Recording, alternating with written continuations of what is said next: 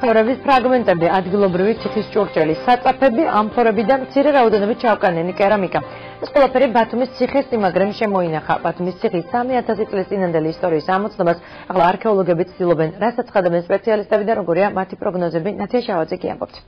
ზევით ჩანს შედარებით გვიანდელი ფენა, რომელიც აკროპოლიდან თანდათანობით განფენილა.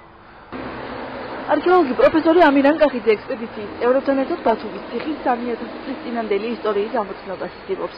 ორკვირიანმა გათხრებმა ბევრი რამ გახადა ნათელი. ფაქტია, რომ ეს ტერიტორია შავიზღვისპირეთის უძველეს ურბანიზებულ სამოსახლოს წარმოადგენს.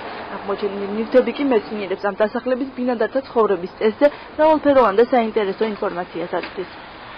ცხოვრებას კოლხები იწყებენ, დიახ, ძალიან ძლავრი სამოსახლოა, მერვე საუკუნიდან გაჩენილი დასახლება და ყოროლის წყლის აუზის ეკონომიკური, პოლიტიკური და კულტურული ცენტრი გახდა.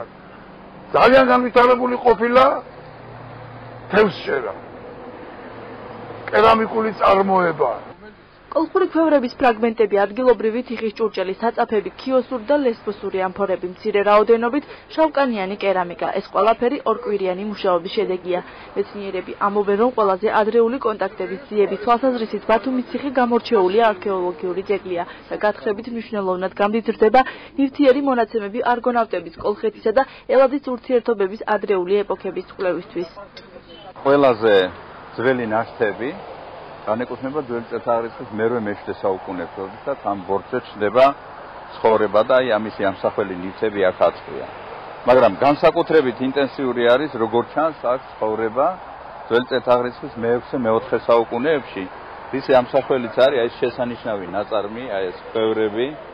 ეს არის ადგილობრივი კოლხური ნაწარმი, რომელიც ეს დამახასიათებელია ამ პერიოდისათვის. მაგრამ რაც განსაკუთრებით საყურადღებოა და რითიც გამოირჩევა ეს არქეოლოგიური ძეგლი სხვა სინქრონული ძეგლებისაგან არის ძალიან ადრეული იმპორტული ნაწარმი. ანუ ეს არის ის ნაწარმი, რომელიც საბერძნეთის სხვადასხვა ცენტრებში არის დამზადებული. პირველი არქეოლოგიური გათხრები ბათუმის ციხის ტერიტორიაზე გასული საუკუნის 60-იან წლებში დაიწყო. ძველი ექსპედიციის შედეგებზე დაყრდნობით სპეციალისტებმა უძველესი დასახლების ვიზუალური მხარის აღდგენაც მოახერხეს. როგორც ხედავთ, ეს არის გორას სამოსახლო, რომლის ბორცვზეც დასახლებული არის უძველესი კოლხური სამოსახლო და ეს უძველესი ფენა სწორედ აქ მოპოვებული მასალით ძველი წელთაღრიცხვის მერვე-მეექვსე საუკუნეებით თარიღდება. გორას სამოსახლოს შენიშნეთ ალბათ, რომ დამცავი ხის მესერი შემოუყვება. აი ამ მესერის დამადასტურებელი ფაქტებიც სწორედ გასული საუკუნეში იქნა მიკვლეული, გასული საუკუნის ექსპედიციის დროს. საინტერესო აღმოჩენების თვითმხილველები დღეს ბათუმის უნივერსიტეტის სტუდენტებიც გახდნენ. გადაწყდა, რომ მომავალი არქეოლოგები გათხრებს დაესწრებიან და უფრო კოლეგებთან ერთად იმუშავებენ. ძალიან საინტერესო ბევრი რაღაცა გავიგეთ, რაც მერემდე არ ვიცოდით. საინტერესო იყო, რომ ამ მომენტშიც მოხდა გარკვეული აღმოჩენები და ეს ძალიან გვახარებს და საინტერესოა თითოეული სტუდენტისათვის. ეს არის ძალიან მნიშვნელოვანი ჩვენი მეცნიერებისათვის, ჩვენი მეცნიერების მხარდაჭერა არის, ასევე ჩართული არიან სტუდენტები და ეს არის მათი დაინტერესება ასევე მეცნიერებით. გათხრების შედეგად მოპოვებული მასალა შესწავლის შემდეგ ბათუმის არქეოლოგიის მუზეუმში განთავსდება. ბათუმის ციხე კი ტურისტულ მარშრუტში მოხვდება.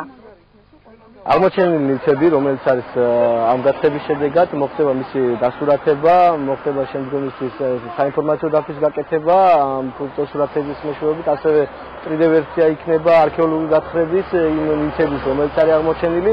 შემდგომ იგეგმება, რომ მოხდეს არქეოლოგიაზე აჭარაში კლიპის გადაღება, ამის შესაძლებლობა ექნებათ ვიზიტორებს და ტურისტებს ნახონ თავიანთი თვალით, როგორ მიმდინარეობდა არქეოლოგიური გათხრები ამ ტერიტორიაზე და ასევე სხვა ტერიტორიებზე.